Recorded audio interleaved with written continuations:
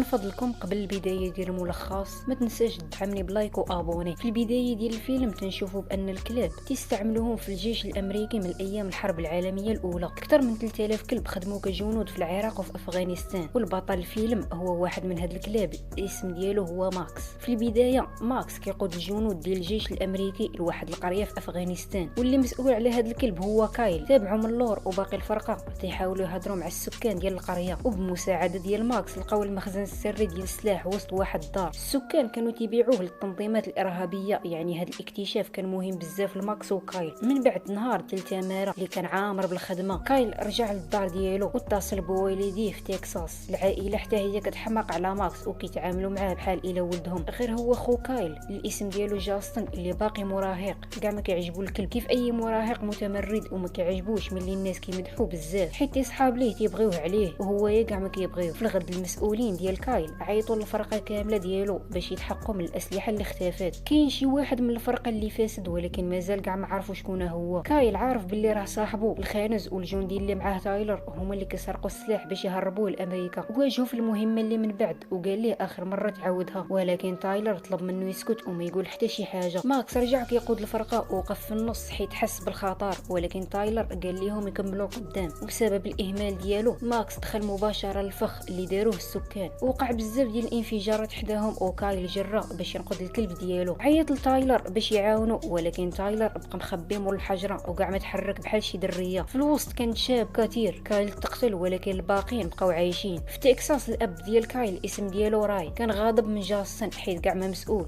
ووسط ما كانوا كيتخاصموا جاو المسؤولين للدار باش يخبروهم ان ولدهم كايل مات. العائله صدمت وما قدرتش كاع تستوعب الخبر. في الجنازه ديال كايل الجنود جابوا ماكس باش يودع مولاه لاخر مره، وحيت ماكس ما كيطيع حتى شي واحد غير كايل منين مات ولا صعيب يتحكم فيه. جلس تحت التابوت ديال كايل وكان باين عليه الحزن. ملي حاولوا يرجعوه شد في راسو ورفض يمشي، ولكن باين عليه كيعرف جاستن. وبمساعده ديال جاستن قدروا يدخلوه للسياره وداوه للملجا ديال الكلاب. جاستن رجع للدار وجلس كيلعب في الالعاب بحالو بحال ديما. كان متاثر بالموت ديال خو وكيحمل المسؤوليه لباه حيت هو اللي خلاه يمشي للجيش. ودخلوا في واحد المدابزه اخرى حتى قالت لهم الام الاسم ديالها باميلا ان ماكس غادي يقتلوه في اقرب وقت. مشاو كاملين يشوفوه في المركز واكتشفوا ان ماكس كان مرتبط بكايل بزاف، ومنين مات ولا كيتخلع من الصداع ولا عدواني مع الناس. غير جاستن اللي كيطيعوا، دونك العائله قررت تبناه وديه ليه حيت بقى فيهم مسكين. في الدار كان خطير يدخلوه لداخل، دونك راي ربطوا في الفناء اللي قدام الدار. جاستن كاع ما كان عاجبو يلعب دور ديال مربي ديال الكلاب، ولكن صبر وتقبلها. بالليل ماكس كاع موقف من نباح حتى العائله والجيران طلع ليهم صداعو في الراس، وهنا باه عيط لولدو وقال ليه نوض سكت الكلب. جاستن خرج بصعوبه باش يسكتو، ولكن ماكس كاع ما خلاه يرجع لداخل. مع تيبغي يرجع تيبدا ينبح. الصباح جاستن فاق وغادي يلقى راسو بايت حدا ماكس في الحديقه. من بعد مشي يشوف صاحبو شوي. جاستن غالبا كيبقى يقرص الالعاب من الانترنت وكيبيعهم لصحابو، وداك النهار دار نفس الحاجه وتلاقى حتى مع بنت.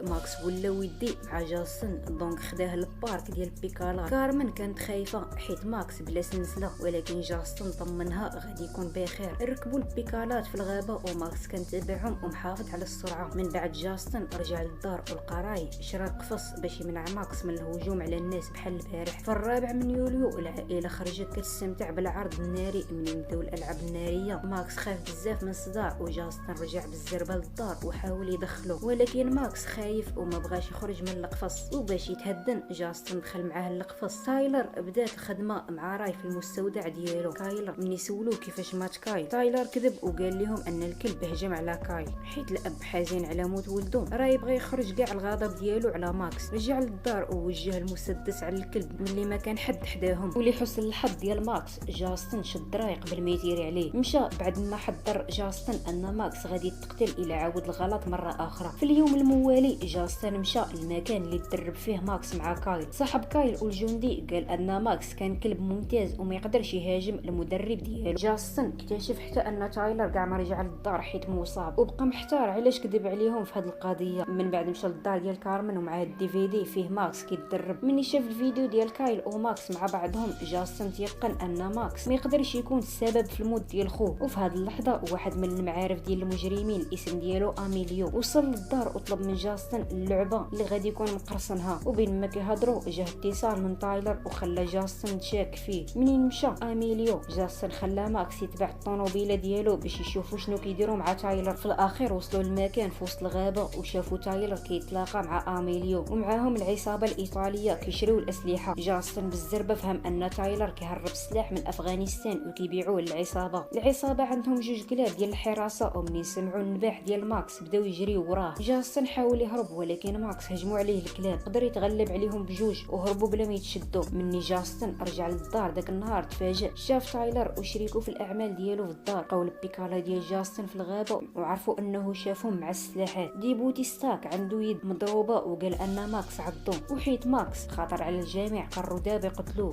جاستن عرف انهم كيديروا هاد الشيء باش يكذبوا على بوهم، ولكن تايلر طلب انه يهضر معاه بوحدهم. هدد جاستن باش يسكت وما يقول حتى شي حاجه على اللي شاف. جاستن خايف ووافق ما يقول حتى شي حاجه باش يحمي راسو والعائله ديالو. ومن بعد الناس ديال الملجأ خداو ماكس بعيد. تايلر رجع يخدم في المستودع ديال راي واجهو على واحد الغرفه سريه اللي مستغله بالاوراق. تايلر كيدعي ان القاعه فيها الصديق ديالو ولكن فعليا مخبي فيها السلاح. وفي نفس الوقت ماكس خداوه للملجأ ولكن هاجم المسؤولين وهرب للدار ديالو. مني راي رجع للدار سول جاستن اش وقع بالضبط مع ماكس وديبوتي ستاك، وكان شاك ان جاستن ما كيقولش الحقيقه كامله. سولو مرارا وتكرارا شنو وقع ولكن جاستن بقى ساكت. راي مشى بالليل للمستودع وشاف تايلر وديبوتي ستاك كيطلعوا السلاح. في البدايه حاولوا يبروا راسهم ولكن من بعد فهموا ان السر ديالهم بان، دونك شدوا راي كرهينه وبغاو يقتلوه. من بعد ما كملوا الصفقه ديالهم في الدار باميلا جاتها مكالمه من راي وقال لها غادي يبات في الكوخ ديال الصيد هاد الليله. تلفت وحارت حيت كاع ما عندهم كوخ ديال الصيد. وفي هاد اللحظه ماكس وصل للدار مره اخرى هو وجاستن ومشاو عند شوي وشرحوا له الوضع. من بعد شويه وصلوا لبلاصه في الغابه وشافوا ان راي محتاج كراهينه. كارمن جرات باش تهدر مع البوليس بينما الاولاد كيراقبوا تايلر والعصابه ديالو. الكلب العدو شمهم انهم قراب وهاجم ماكس. تايلر واميلو حتى هما مشاو ناحيه جاستن باش يقتلوه، وديبوتي ستاك بقى مع راي باش يراقبوه. من بقاو بوحدهم راي هاجم ديبوتي ستاك وقدر يتحرر بعد قتال طويل. ماكس كذلك هزم الكلب ديال العدو وجرى عند راي. الاب والولد تلاقاو اخيرا ولكن تايلر باقي كيتبعهم باش يقتلهم. باش يشتت الانتباه ديالو راي تفرق مع ولده وجرى في الجهه الاخرى.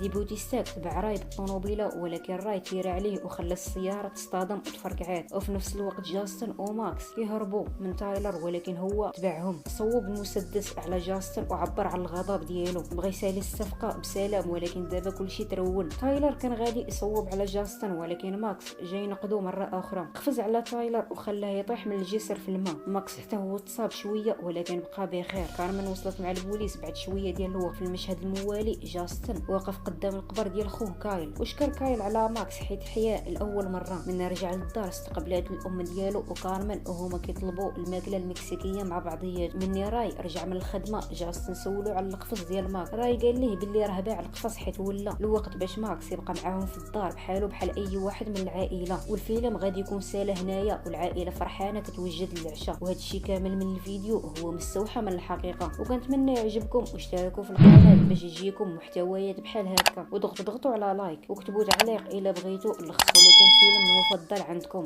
حتى المره الجايه وتهلاو في راسكم.